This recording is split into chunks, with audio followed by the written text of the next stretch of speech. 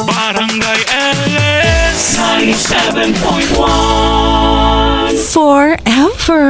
Mga kwento ng pag-ibig, kwento ng pag-asa at mga kwento ng buhay dito sa Barangay Love Stories. Love Stories.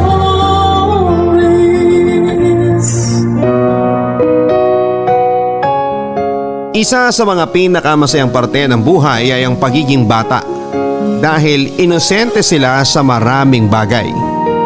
Kaya lang madalas ang pagiging inosente ng isang bata ang nagiging dahilan para sila ay maabuso.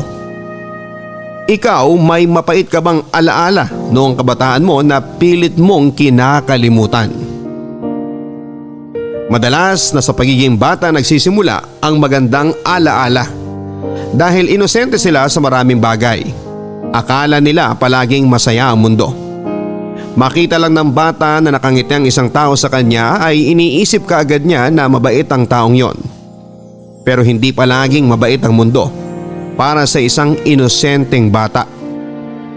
Hindi lahat ng taong nakapaligid sa kanya ay may mabuting intensyon. Dahil sa totoong mundo, ang kainosentihan ng isang bata ay madalas na nagiging dahilan ng pang-aabuso. Ang kwento na maririnig natin sa araw na ito ay mula sa sulat na pinadala ni Martin. Isang kwento na magsisimula sa kanyang pagkabata at pagiging musmos. Lumaki siya na ang akala niya ay masaya ang kanyang pamilya. Na mabait ang mga taong nakapaligid sa kanya at perpekto ang mundo kung saan siya nabubuhay. Saan nga ba siya dadalhin ang pagiging inosente niya? Lalo na kung may mga taong mapagsamantala na nakapaligid sa kanya. Handa ka na bang maiyak sa kanyang kwento? Minsan ba sa buhay mo ay may mapait kang naging karanasan na ayaw mo na sanang balikan pa? Si Martin kaya, anong naging epekto sa kanya nang malaman niyang mapait talaga ang mundo na kanyang kinakaroonan? Alamin natin yan sa mga kwento ng pag-ibig, buhay at pag-asa sa nangungunang Barangay Love Stories. Dear Papa Dudut, karamihan sa mga kakilala ko ay may magagandang karanasan at kwento ng kanilang pagkabata. Pero siguro hindi lahat ay sinuswerte na magkaroon ng puro masayang alaala sa pagiging bata. Papa Dudut, tawagin niyo na lamang po ako sa pangalang Martin.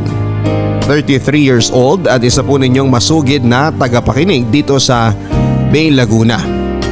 Mahilig kasi talaga ako na makinig ng mga drama sa radyo, kagaya ng mami ko.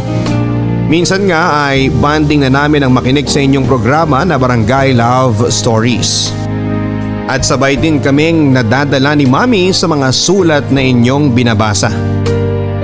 Hindi ko nga naisip noon na darating ang araw na ito. Nakwento ko naman ang maririnig kong ini-ere sa inyong programa. Pero bago ang lahat, Papa Dudut, ay sasabihin ko na rin na may pagkasensitibo at masela ng kwentong ito ng buhay ko. Kaya may ilang bagay o impormasyon ako na binago o sinadya na rin na hindi banggitin para maprotektahan ang aking pribadong buhay. Isang masayang pamilya ang kinalakihan ko, Papa Dudut. Masasabi ko rin na medyo may kaya kami sa buhay dahil nakatira kami sa magandang bahay kasama ang mga magulang ko. Hindi nagkatrabaho ang mami ko pero negosyante ang daddy ko at mag-isa lang siya na bumubuhay sa amin ni mami. Akala ko talaga noon, Papa Dudut, ay perpekto na ang pamilya namin. Solong anak lang kasi ako at palagi lang kaming masaya sa buhay. Bata pa lamang ako noon pero wala na akong mahihiling pa na kahit na ano sa buhay ko. Mahal na mahal kasi ako ng mga magulang ko at lahat na nga yata ng material na bagay na gusto ko ay binigay nila sa akin. Pero hindi pala lahat ng nakikita ng ating mga mata ay totoo. Nalaman ko noon na hindi lahat ng masasayang pangyayari sa buhay ko ay masaya talaga. Dahil matagal na palang medyo nagkakalabuan ang relasyon ng mami at ang daddy ko.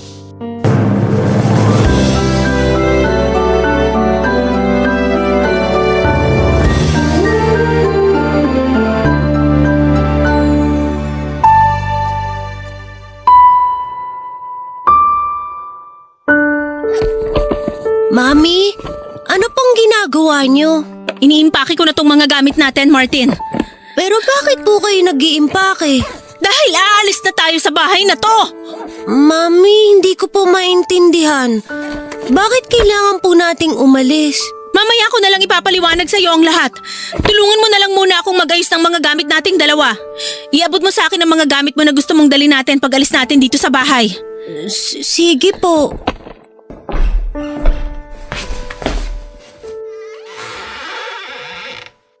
Mami, ito po yung mga pantalon ni Daddy. Hindi kasama yan sa mga iimpake natin na gamit. Ito po ang mga damit niya. Ano ba, Martin? Yung mga damit mo lang ang pinapakuha ko. Gamit lang nating dalawang kailangan kong iimpake ngayon. Pero bakit hindi po natin isasamang gamit ni Daddy? Dahil hindi natin siya kasama sa gagawin natin pag-alis sa bahay na to. Po? Bakit po, Mami? Martin, hindi ko na kayang ginagawa ng daddy mo sa akin. Hindi ko na kayang paulit-ulit niyang pambababae. Pero Mami, mahal naman po kayo ni Daddy, di ba? Mahal tayo ni Daddy. Masaya pa nga tayo na magkakasamang nanood ng sine nung isang araw. Anak, hindi na ako masaya sa daddy mo. Dahil hindi ko na kayang tanggapin ang ginagawa niya sa akin. Ilang ulit ko na siyang nahuhuli na may ibang babae. Ilang ulit ko na rin siyang pinapatawad. Pero hindi na sa pagkakataon na to, Martin. Pero ayoko po na maghiwalay kayo ni Daddy. Ayoko rin naman sana eh. Pero ito ang kailangan. Hindi niyo na po ba mahal si Daddy? Mahal ko ang daddy mo. Mahal na mahal. Kaya nga natiis ko ang ilang beses na panluloko niya sa akin eh. Pero hindi pwedeng habang buhay na lang tayo na ganito. Pagod na kasi ko, Martin. Pagod na akong umiyak at masaktan ng dahil sa daddy mo. Mami, huwag na po kayo umiyak. Martin, sorry ha. Sorry kung makikipaghiwalay na si Mami kay Daddy. Sana maintindihan mo ang desisyon na gagawin ko ngayon. Basta kailangan nating makaalis sa bahay na to bago pa siya makauwi. Gusto ko magsisi siya kapag hindi na niya tayo nakita dito. Kung aalis po tayo ng bahay na to, saan na po tayo titira? May nahanap naman ako na bahay na pwede nating upahan. Ay, anak, tatanungin kita. Gusto mo bang sumama sa akin sa pag-alis ko? O mas gusto mong maiwan dito kay Daddy? Sasama po ako sa inyo, Mami. Kahit saan po tayo pumunta o tumira, hindi po ako iiwalay sa inyo. Salamat, Martin. Salamat sa pag-intindi mo kay Mami. Ikaw na lang ang meron ako. Kaya salamat talaga, anak.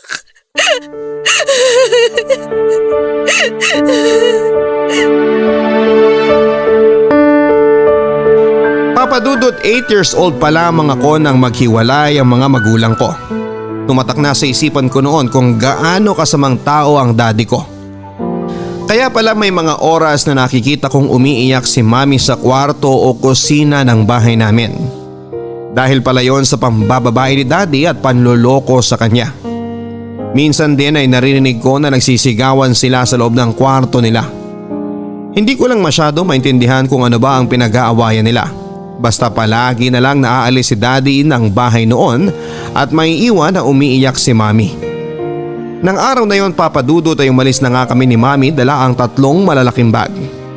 Marami pa sana akong damit na gustong dalhin noon. Marami pa akong gustong laruan na bitbitin noon. Pero sinabi ni Mami na papalitan na lang daw niya ang mga yon oras na makahanap siya ng trabaho. Kaya hindi ko na rin pinilit pa ang gusto kong mangyari. Mula sa malaking bahay na tinitirhan namin kasama si Daddy ay lumipat kami ni Mami sa maliit na bahay na isa lang ang kwarto.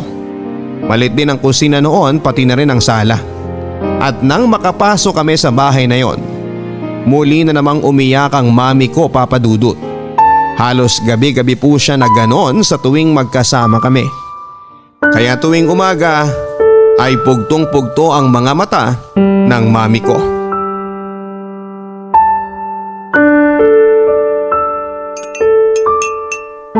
Martin? Tapos ka na bang kumain dyan? Patapos na po, Mami. Bilisan mo na dyan at malapit na rin akong matapos dito sa pag-aayos ng mga gamit mo. Mami, mga damit ko po ba yung inaayos nyo? Oo, anak. Aalis na po ba tayo sa bahay na to? Babalik na po ba tayo sa malaking bahay natin kasama si Daddy? Ay, Martin, hindi tayo babalik sa bahay na yun. At kahit kailan, hindi na rin tayo babalik pa sa daddy mo. Paano po si Daddy? Hindi ko na rin po ba siya makikita? Hindi naman niya tayo hinahanap eh. Kaya siguro, kailangan masanay na tayong wala na siya sa buhay natin. Mami, hindi na po ba kayo magkakabati ni Daddy? Hindi ko alam, Martin eh. Pero parang malabo na talaga. Akala ko po ba mahal niyo pa rin si Daddy? Pero bakit po ayaw niyo nang bumalik tayo sa bahay? Gustuhin ko man anak, hindi na talaga pwede. Pero bakit nga po? Dahil may ibang babae nang kasama ang daddy mo sa bahay na yun. Nalaman ko yun sa isang kapitbahay natin doon nung minsang tawagan niya ako. Ibig sabihin, Mami, si Daddy po pala talaga ang may kasalanan kung bakit kayo naghiwalay. Kasi hindi niya na po tayo mahal. Hindi ko alam. Siguro ganun na nga. O baka mas mahal niya ang kabit niya. Kasi kung mahal niya tayo ang pipiliin niya. Pero hindi eh. Hindi tayo ang pinili ng daddy mo. Napakasama po talaga ng ugali ni Daddy, Mami. Huwag mong sabihin yan, Martin. Sorry kung sinasabi ko sa'yo ang lahat ng to ngayon kahit hindi mo pa talaga masyadong naiintindihan. Pero ayoko sanang magtanim ka ng galit sa daddy mo. Isipin mo na lang na lumayo siya sa atin dahil may kailangan siyang puntahan kaya hindi natin siya kasama palagi. Opo, Mami. Hindi po ako magagalit kay Daddy. Ang totoo, namimiss ko na talaga siya eh. Namimiss ko na po yung mga oras na magkakasama tayo dati. Kailangan mo nang sanayin ang sarili mo na wala na ang daddy mo. Huwag ka mag-alala. Hindi ka naman pababayaan ni Mami eh. Pero saan po tayo pupunta ngayon? Bakit niyo po inaayos ulit ang mga gamit natin? Ilang araw pa lang po tayo dito sa tinitira natin. Gamit mo lang ang inaayos ko, Martin. Dahil dun ka muna sa lola mo titira. Malapit naman na ang bakasyon kaya habang pumapasok ka sa school, dun ka muna sa kanila para may nag-aasikaso sa'yo. Susunduin niyo rin naman po ako kaagad, di ba? Ayoko po kasi na mapalayo sa inyo ng matagal. Oo naman, syempre. Isang linggo ka lang doon at tuwing Sabado at Linggo, kasama mo ko dito. Kaya magpapakabait ka kina Lola ha. Huwag ka magpapasaway sa kanila. Opo, susundin ko po ang lahat ng billing niyo sa akin. Pero Mami, may tanong po ako. Ano yun, Martin? Broken family na po ba ang tawag sa atin? Ay, oo anak. Pero ito ang tatandaan mo. Gagawin ko talaga ang lahat para maging isang mabuting magulang sa'yo. Ipaparamdam ko sa'yo na sapat na ang pagmamahal ko para hindi mo hanapin ang daddy mo.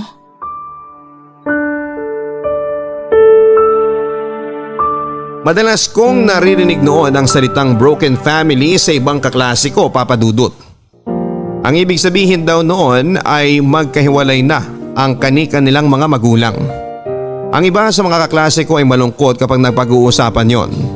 Ang iba naman ay masaya at meron din na parang wala nang pakialam. At sa parte ko noon, Papa Dudut, ay labis po talaga akong nalungkot. Masayang pamilya nga kasi ang kinagisnan ko at ang akala ko ay perpekto na kami. Palagi ko pang iniinggit ang ibang kaklase ko sa tuwing nagbabakasyon kami ni na daddy at mami sa malayo. Palagi kong pinagyayabang na masaya kaming buong pamilya. Hindi ko nai-imagine noon na darating ang araw. Napapasok ako sa eskwelahan at tatanungin ako ng mga kaklase ko Nang, "Uy Martin, naghiwalay na raw ang daddy at mami mo. Saan ka ngayon nakatira? Sa mami mo o sa daddy mo? Bakit sila naghiwalay?" At ang paulit-ulit na tanong sa akin, broken family na rin ba kayo kagaya ng ibang kaklase natin dito? Wala na akong masagot noon, Papa Dudut, dahil hindi ko pa talaga masyadong naiintindihan ang nangyayari sa pamilya namin. At umaasa pa rin ako na magkakaayos pa rin ang mga magulang ko. Umaasa ako noon na magiging masaya muli kami kagaya ng dati. Pero yung munting pangarap at pag-asa ko na yon ay hindi na nagkatotoo pa kahit kailan, Papa Dudut. Papa Dudut, habang nag-aasikaso noon ng mga requirement para sa trabaho si Mami ay iniiwanan niya muna ako sa lola ko. Si Lola ang nag-aasikaso sa akin bago ako pumasok sa school. At sa tuwing Sabado ay susunduin ako ni Mami at siya naman ang kasama ko hanggang Lunes ng umaga. Mula rin nang maghiwalay ang mga magulang ko ay hindi ko na nakita pa si Daddy, Papa Dudut. Wala na siyang tawag sa bahay o kahit pagdalaw man lang na ginawa sa amin. Hindi ako sigurado kung hindi niya na lang ba alam kung saan kami nakatira o baka naman hindi lang talaga niya gusto na makita kami. Dahil hindi na talaga siya nag-effort na hanapin pa kami. Paminsan-minsan ay nakikita ko pa rin si Mami na umiiyak. Madalas ay tinatago niya yon sa akin. Naririnig ko na lamang siya na umiiyak sa loob ng banyo o kaya ay sa may kusina ng bahay. Alam ko na ayaw niyang ipakita sa akin na mahina siya. Kaya pilit na lang niyang sinasarili ang lahat ng sakit na nararamdaman niya nang dahil kay Daddy. Nang maging bakasyon na sa school namin ay sakto namang kailangan ni Lola nang umuwi sa probinsya nila. May trabaho na noon si Mami pero ayaw niyang maiwan ako na mag-isa sa bahay. Kaya naghanap siya ng ibang kamag-anak namin kung saan ay pwede akong ihabilin habang nasa trabaho pa siya.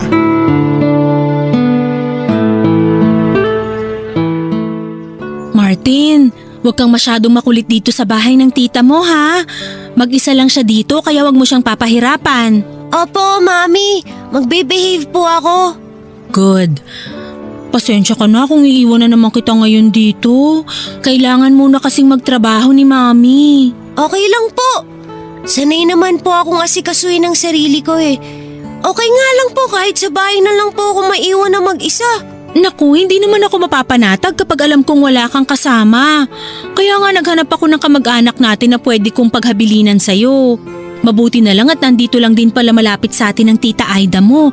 Kahit papano may makakasama ka sa buong maghapon. Nakilala ko na po ba siya, Mami? Oo, pero 3 years old ka pa lang noon kaya siguro hindi mo siya masyadong naaalala. At teka nga, bakit parang ang tagal namang lumabas ng bahay ng tita mo? Pindutin ko nga ulit itong doorbell. Ayan, palabas na rin siguro yon. Mabuti na lang at maaga kitang inihatid ngayon dito, Martin, dahil hindi ako malilate sa trabaho ko. Mami, pasalubong ko po mamaya ah. Oo naman anak, hindi ko kakalimutan yun. Irene, ikaw na pala yan. Good morning, Aida. Magandang umaga rin. Sorry kung ngayon ko lang kayo napagbuksan ng gate ha. Naliligo kasi ako kanina eh. Ayos lang, huwag ka mag-alala. Ito nga palang anak ko na si Martin. Martin, ito si Tita Aida mo. Good morning po, Tita Aida. Good morning din sa'yo, Martin. Naku, ang laki-laki mo na palang bata. Parang dati lang ang liit mo tsaka ang taba-taba. Aida, iiwanan ko na muna dito sa'yo si Martin pero susunduin ko rin siya mamaya pagkatapos ng trabaho ko. Ay, walang problema. Kahit nga 1 linggo mo pa siyang iwan dito sa akin, ayos lang. Alam mo naman na wala ko ibang kasama dito sa bahay.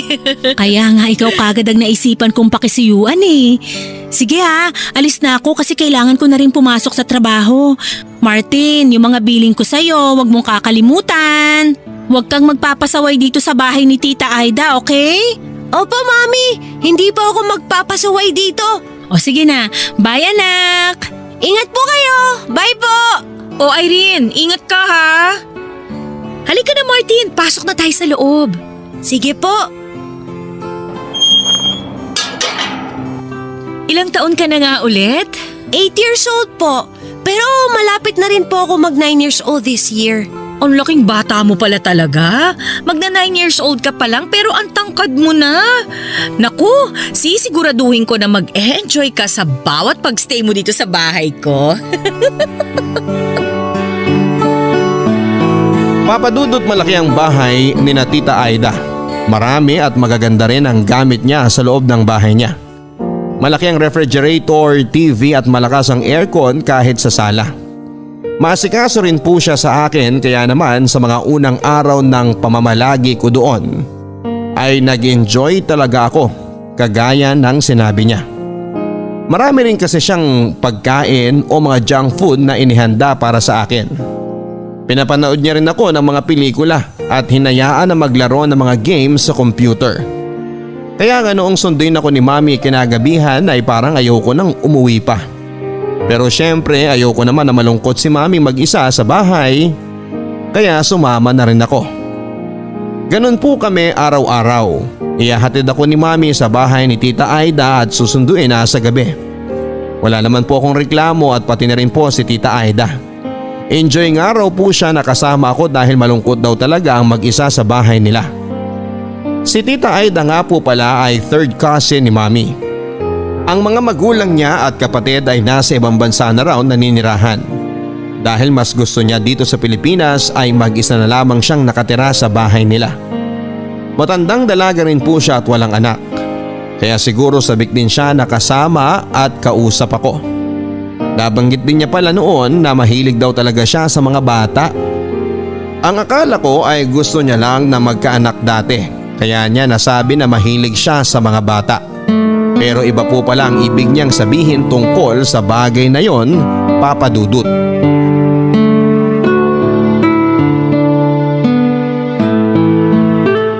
Ano, sigurado ka ba na hindi ka man lang magkakape bago ka umalis, Irene? Oo, Aida. Baka kasi matraffic pa ako papunta sa trabaho ko. Okay, sige, ikaw ang bahala. Pasensya na uli sa abala ngayon. Huwag ka mag-alala, matatapos na naman na ang bakasyon ni na Martin. Ano ka ba? Hindi abala sa akin si Martin.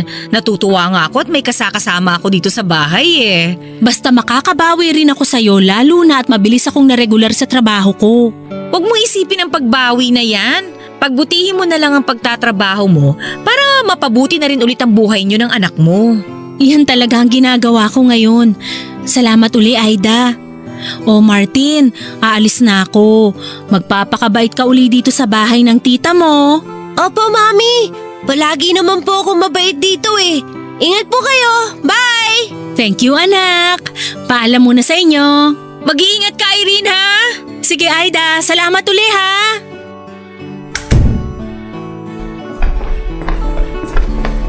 Gusto mo bang kumain muna, Martin?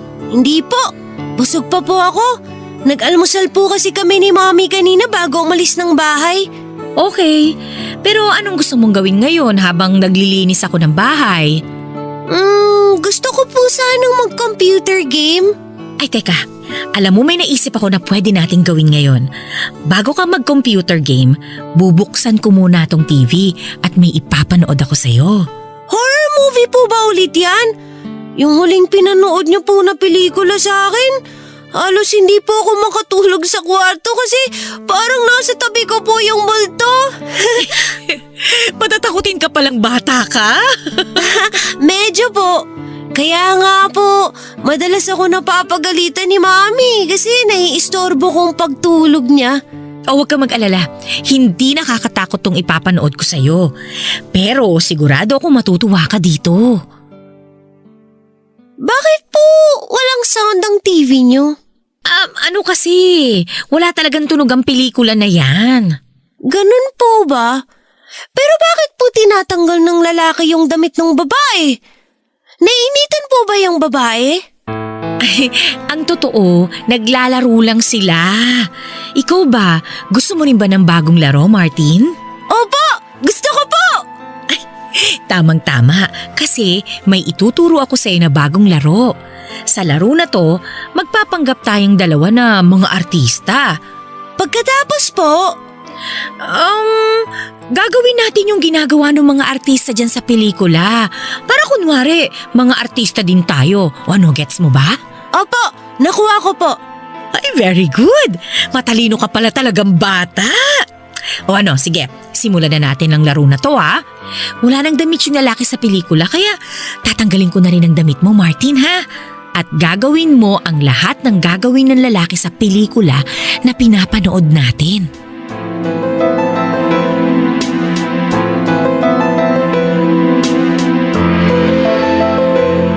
Papadudot, isa akong batang inosente na wala pang masyadong alam tungkol sa bagay na pinapagawa sa akin ni Tita Aida ng mga oras na yon.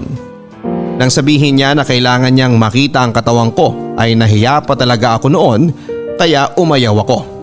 Pero nakumbinsi niya rin ako na pumayag nang sabihin niya na walang masama na makita niya ang katawan ko kasi lalaki naman ako at tita ko siya. Wala raw pong masama sa ginagawa namin ng mga oras na yon. At yun na nga ang pinaniwalaan ko. Kagaya ng sinabi niya ay ginawa namin ang lahat ng ginagawa ng mga artista sa video na nasa TV. Umarte kami na parang mga artista. At yun po ang pinakaunang beses na nagkaroon ako ng experience. Kakaiba sa pakiramdam na hindi ko maipaliwanag. Bata pa lamang ako noon pero may kung anong kiliti na akong naramdaman. Ang sabi ni Tita Aida ay normal lang daw yon. Normal lang ang mag-init at makiliti sa ganong klase ng laro. At dahil mas matanda nga po siya at tita ko siya, pinaniwalaan ko ang lahat ng mga sinabi niya na ang ginagawa namin ay normal at isang klase lang ng laro, Papadudot. Papadudot, bago dumating si Mami sa bahay para sunduin ako ay pinagbitaw ako ni Tita Aida ng isang pangako na wala akong sino man na pagsasabihan ng ginawa naming dalawa, lalong lalo na raw kay Mami. Tinatanong ko siya kung bakit hindi yun pwedeng ikwento kay Mami. Ang sabi niya ay parte raw ng laro namin ang pagtatago ng sikreto. Doon daw masusubo kung pwede niya ba akong pagkatiwalaan ng iba niyang mga sikreto. At kapag sinabi ko sa ibang tao ang ginawa namin, talo na raw ako sa laro namin. Siyempre pumayag naman ako na ilihim ang lahat. Ayoko yatang matalo sa isang game. Kaya nangako ako kay Tita Aida na wala akong sino man na pagsasabihan sa ginawa namin. Naulit pa ng ilang beses noon ang laro namin ni Tita Aida, Papadudot. Marami siyang video na pinapanood sa akin at lahat ng yon ay ginagawa o ginagaya namin. May mga oras din na may pinapagawa siya sa akin na wala sa video. At dahil payat ang pangangatawan ko at may kalakihan siyang babae ay medyo nahihirapan ako sa kung ano man ang pinapagawa niya. Ayoko nang banggitin pa kung ano man ang mga bagay na yon. Dahil sa totoo lang ay masyado nang maselan para ikwento ang buong detalye. Basta halos araw-araw na kaming naglalaro ni Tita Aida, Papadudot. Kamusta ka dyan sa bahay ng tita mo, Martin? Maayos naman po ako dito. Kayo po, kumain na po ba kayo ng tanghalian? Oo, tapos na. Kaya nga naisipan kitang tawagan ngayong lunch break ko. Ano nga palang ginagawa mo kanina bago ako tumawag? Naglalaro lang po sa computer ni Tita Aida. Naku, mukhang nawiwili ka sa paglalaro mo dyan Oo nga po eh. Ito po kasi yung madalas namin na nilalaro ni Daddy dati. Namimiss mo ba siya, anak? Hindi na po masyado. Kasi nandyan na po kayo palagi, tsaka si Tita Aida. Mabuti naman kung ganon. O sige na Martin, ibababa ko na rin tong tawag at babalik na ako sa trabaho. Gusto niyo po ba makausap muna si Tita Aida? Hindi na at baka magtagal pa ang tsikahan naming dalawa. O sige na, bye Martin! Bye po, Mami! Martin, tapos na ba kayo mag-usap ng mami mo? Opo. O sige, ubusin mo na tong kinakain mo at titingnan ko lang kung sino nagdo-doorbell ha. Sige po, Tita Aida.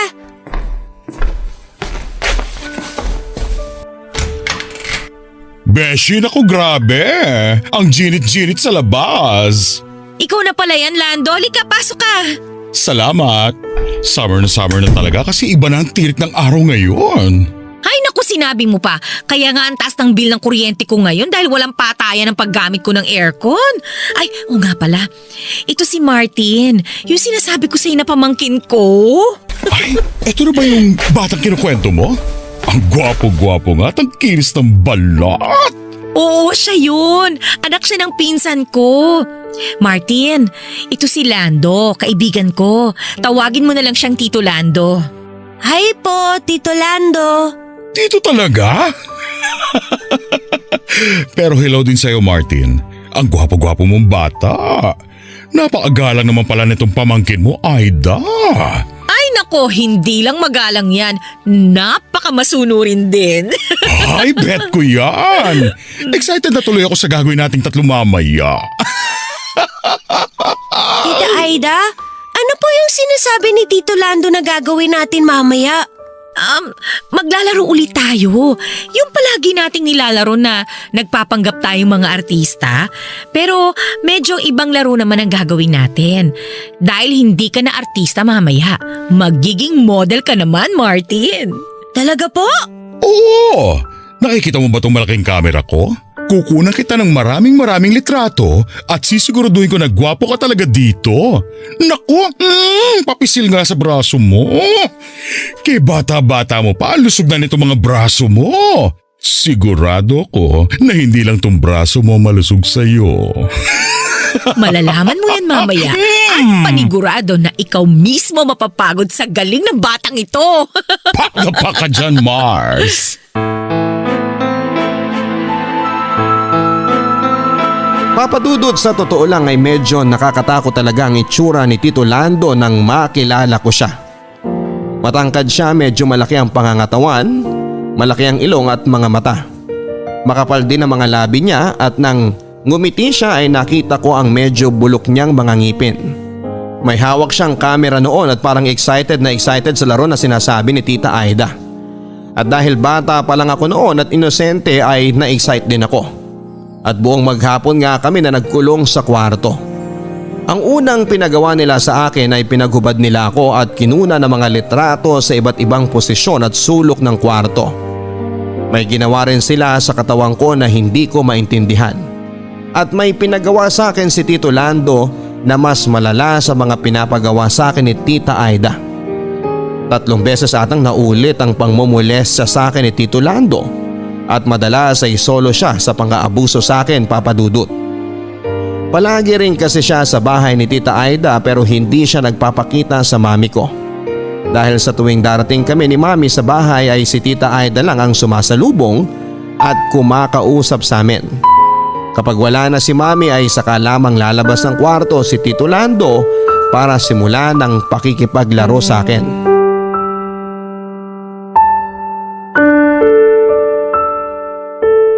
Gusto mo bang kumain muna, Martin? Busog pa po ako, Tita Aida. Ang bilis umalis ng mami mo kanina. May hinahabol po yata siyang meeting kaya nagmamadali na siya eh. Oo nga pala, Martin. Wala ngayon dito si Tito Lando kaya dalawa lang muna tayong maglalaro, ha? Sa loob din po ba ulit ng kwarto? Saan mo ba gusto? Dito na lang po siguro sa sala para po mas maluwag. Medyo nahihirapan po kasi akong kumilos doon kapag nasa ibabaw ko na po kayo eh. O sige, dito na lang tayo sa sala. Ipi-play ko na ulit ang bagong pelikula dito sa TV na gagayahin natin, ha? Sige po, Tita Aida. O ayan. Huhubarin ko na tong damit mo, ha, Martin? Isusunod ko na kagad tong pantalon mo. Galingan mo sa laro natin, ha? Ay, maghuhubad na rin ako. Nakalimutan ko palang ibilin sa'yo na… Ay, buti bukas yung pinto. Diyos ko! Anong ginagawa mo sa anak ko? At bakit may bastos na palabas sa TV mo? Mami, naglalaro lang po kami ni Tita Aida. Bakit po kayo bumalik? Naglalaro! Eh halos hubot-hubad ka na, Martin! Sabi po kasi ni Tita Aida, kailangan daw po na wala akong suot na kahit na ano dito sa laro namin. Anong klaseng laro naman yan? At ikaw, Aida! Bakit naka-brat panty ka lang dyan? Irene, nagbibiruan lang naman kami ng anak mo. Nagbibiruan? O minamolestya mo na ang anak ko? Aida, napaka-baboy mo! Layon mo nga ang anak ko! Mami, wag po kayo magalit kay Tita Aida. Naglalaro lang po talaga kaming dalawa. Anak, hindi paglalaro ang ginagawa niyong dalawa!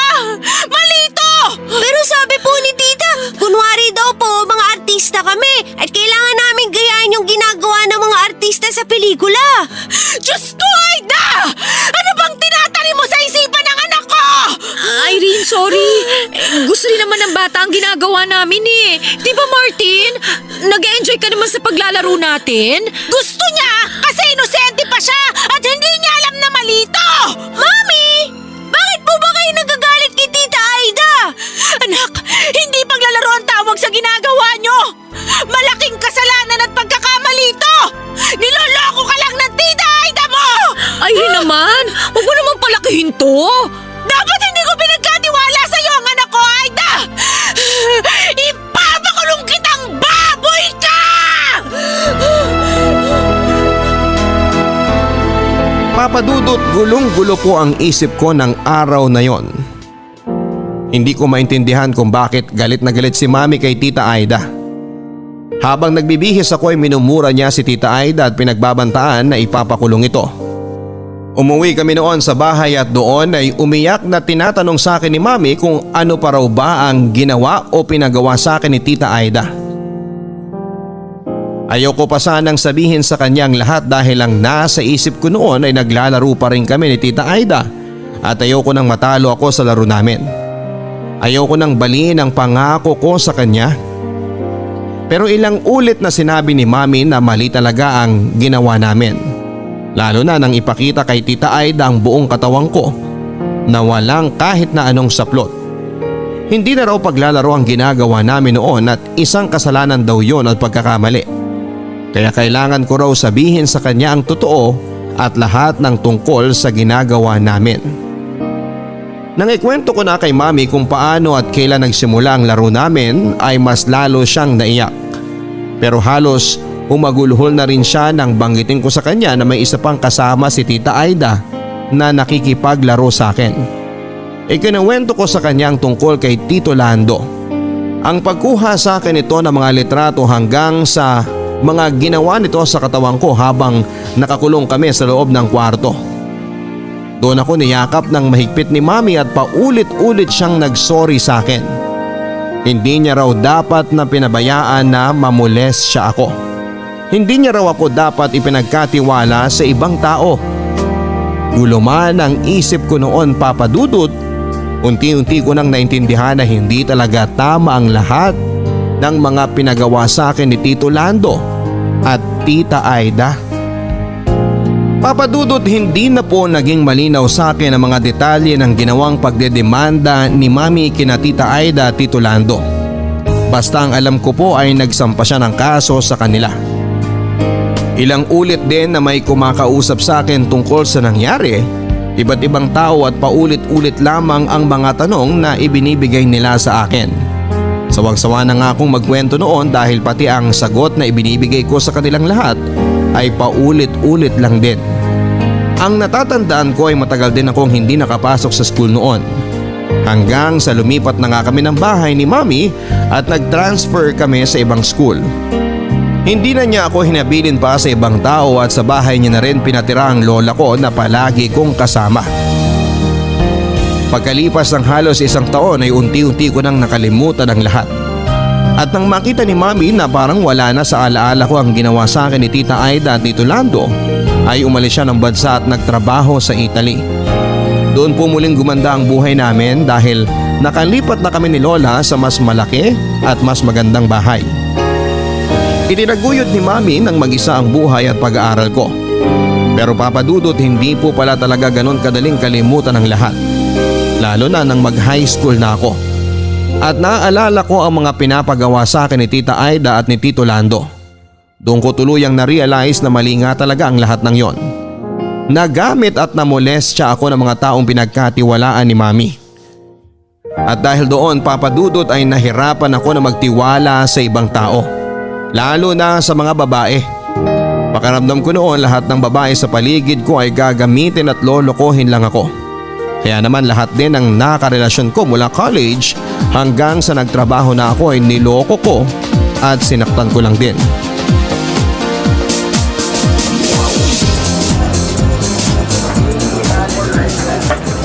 Hi, ikaw yung bagong bartender, di ba? Oo, ako nga. Ang galing mo dun sa back bar. Lalo na yung flare tending mo. Matagal ka na rin bang bartender? Hindi masyado. Ang totoo, ito ang unang beses na nag-full-time ako bilang bartender. Waitress kasi ako dati sa isang restaurant. Pero passion ko na talaga ang flair tending. Buti nga natanggap ako dito sa resto bar nyo eh.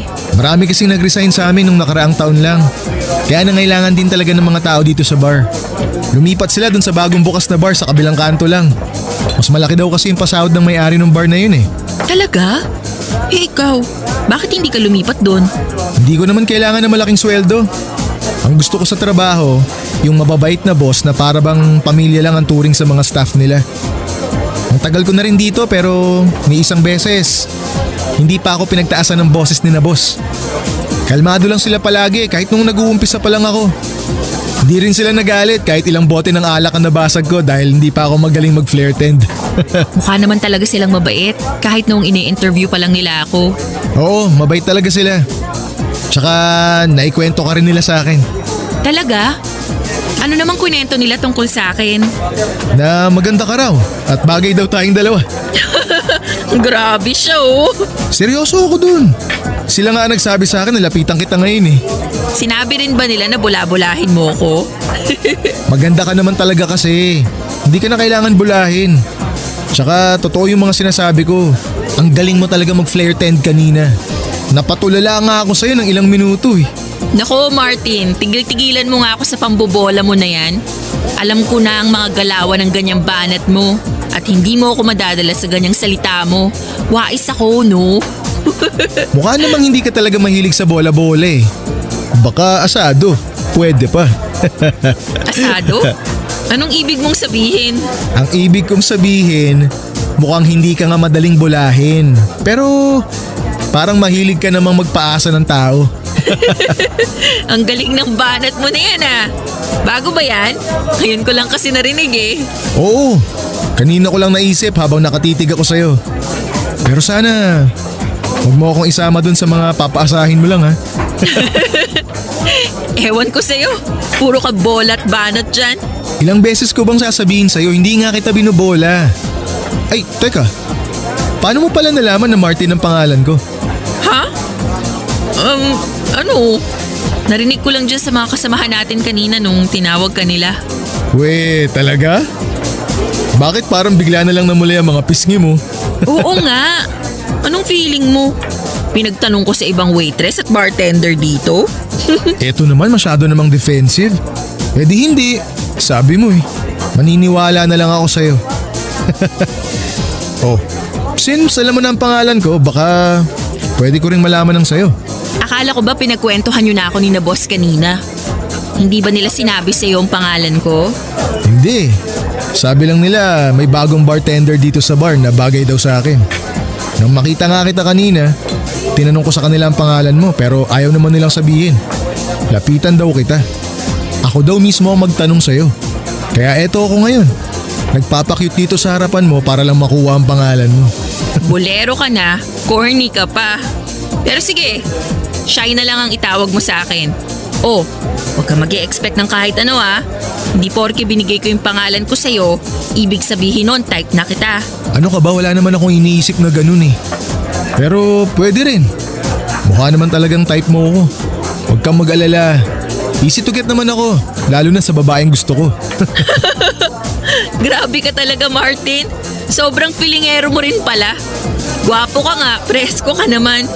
Naku, diyan ka na nga. Pag-aayos pa ako ng gamit ko.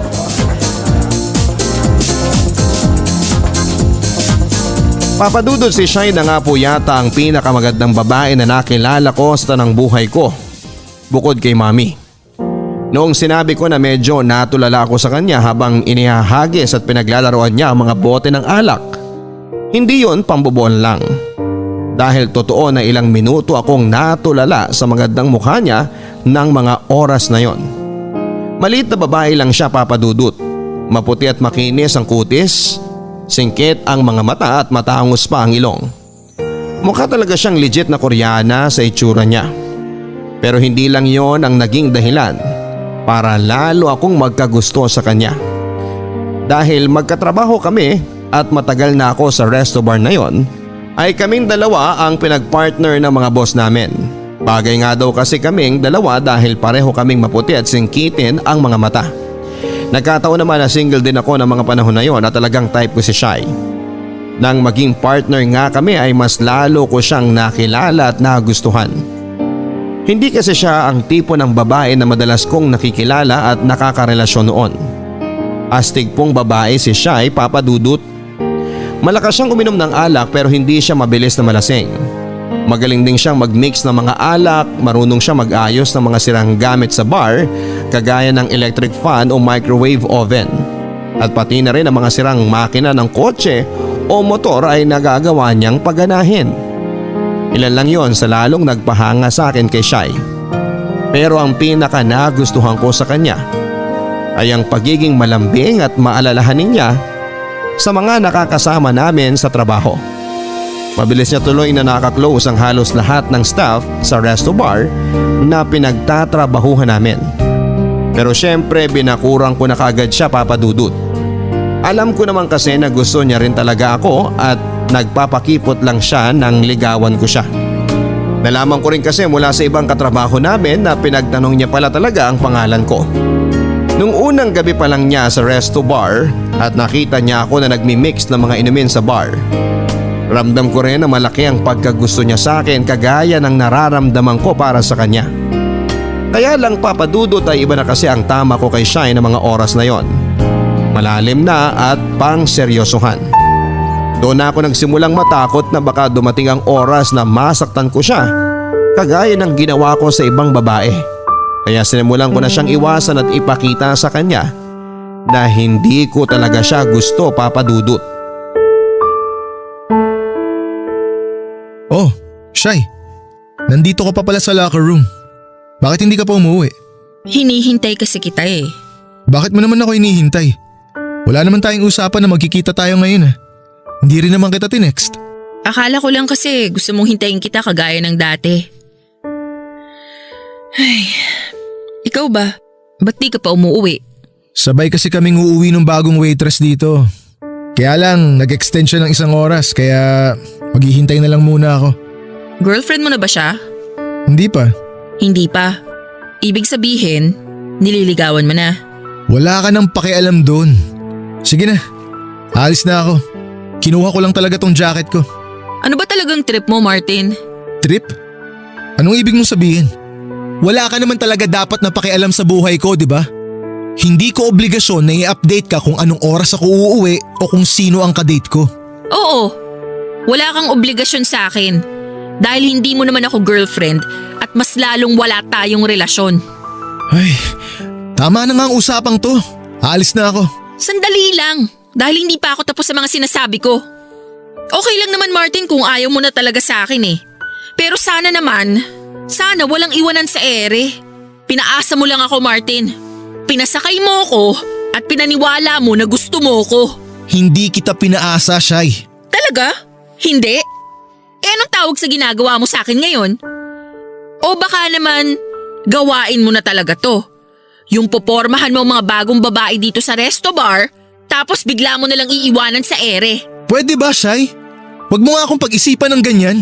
Ano ang gusto mong isipin ko? Na naglalaro lang tayo? Ano namang tawag sa laro na to? Tagu-taguan ng feelings? Ang kaso, nawala ka agad yung sayo? Ewan ko sa'yo. Bahala ka na dyan, alis na ako. Martin, sabihin mo na lang kasi sa akin kung ano ba talagang trip mo. Kaya ko namang mag-adjust eh. Kaya kong lumayo kung talagang hindi mo na ako gusto. Pero huwag naman sanang ganito. Wala namang iwanan sa ere pagkatapos mo kong pakiligin ng ilang buwan. Kung ayaw mo na sa akin, sabihin mo na ngayon para… Gusto kita, Shai. Okay na? Kaya ginagawa ko ang lahat ng to. Kaya kita iniiwasan. Kasi natatakot ako. Natatakot ka saan? Natatakot ako na masaktan kita. Hindi ko maintindihan. Ano pang ibig mong sabihin? May nangyari sa akin nung bata pa ako. Na naging dahilan para magalit ako sa mga babae. Pinipilit kong magpakatino. Pero ang palaging ending na nangyayari, nasasaktan ko ang mga babaeng nakakarelasyon ko. Pakiramdam ko may problema na talaga sa akin siya eh. Dahil sa sobrang takot ko na magtiwala sa ibang tao, lalo na sa mga babae, ito ang kinalabasan ko. Lagi ko na lang silang nasasaktan. At iyon nga ang ayokong mangyari sa'yo. Ayokong masaktan kita. Kasi mahal na kita, Shai. Mahal din kita, Martin. At handa ako na maghintay hanggang sa mawala ang takot na nararamdaman mo. Pero paano kung hindi to mawala? Paano kung masaktan lang kita sa huli? Paano natin malalaman ang sagot kung hindi natin susubukan? Siguro nga pwedeng mahirapan ako. Pero handa akong sumugal. Handa akong sumugal, matalo o manalo man ako sa laro na to. Dahil ang importante naman sa lahat, sinubukan pa rin natin kahit mahirap.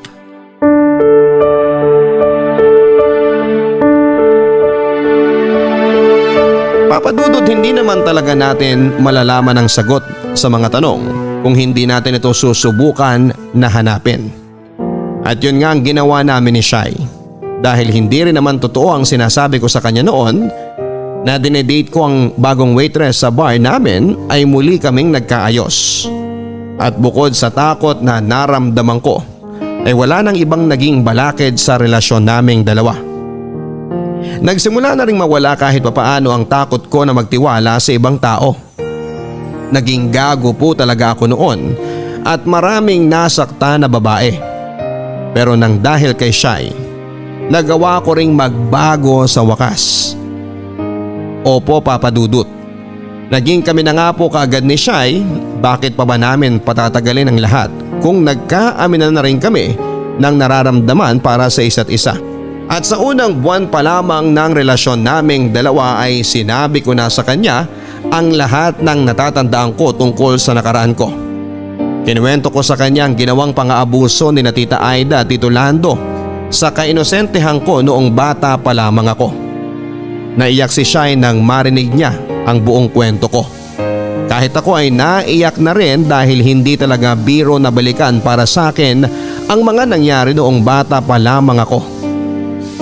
Nang umuwi na dito si Mami sa Pilipinas ay pinakilala ko na sa kanya ang girlfriend ko.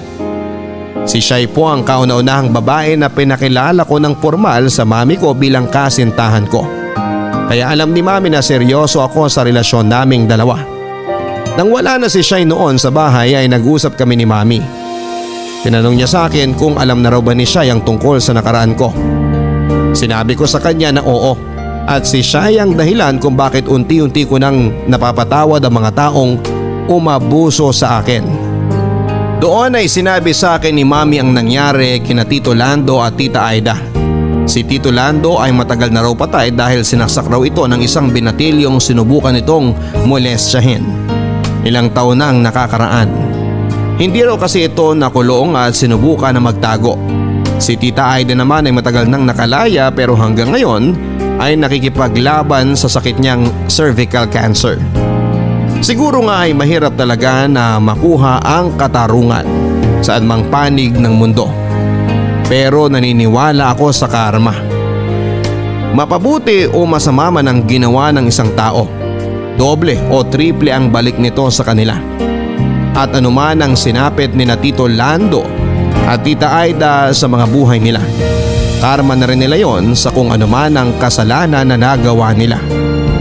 Papadudot, totoo talaga ang sinasabi ng iba na mabilis magpatawad pero mahirap ang makalimot sa kasalanan na ginawa sa atin ng ibang tao. Pero dahil kina Mami at Shai na nagparamdam sa akin ng tunay na pagmamahal, mula sa umpisa ay nagawa ko ng kalimutan kahit paano ang mapait kong nakaraan. Oo, may kirot pa rin dito sa dibdib ko dahil napagsamantalahan ang kainosentehan ko noon. Hindi na rin siguro mawawala yon.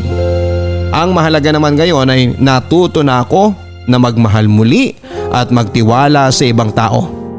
Ilang taon na rin ang relasyon namin ni Shai ngayon, Papa Dudut.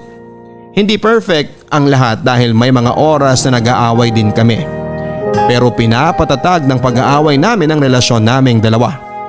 At nang dahil sa kanya, ilang taon na rin patuloy na magaan ang pakiramdam ko dito sa dibdib ko. Dito ko na rin po tinatapos ang sulat ko, Papa Dudut. At sa totoo lang ay malaki ang muling nabawa sa bigat na nararamdaman ko dito sa dibdib ko nang matapos ko na itong sulat ko. Ganito pala ang pakiramdam kapag nailabas ko sa ibang tao ang isang mapait na kwento ng buhay ko. Sana marami pa kayong mahikayat na kabarangay na mag-share din ng kani-kanilang kwento. Hindi lang para makapagbigay ng inspirasyon kung hindi para makatulong sa kanila emotionally and mentally. Minsan kasi ay okay din yung nakakapagkwento ka sa ibang tao kahit sa ganitong paraan lang. Isang malaking tulong yon na mapagaan ang loob natin at makahinga na tayo ng maluwag.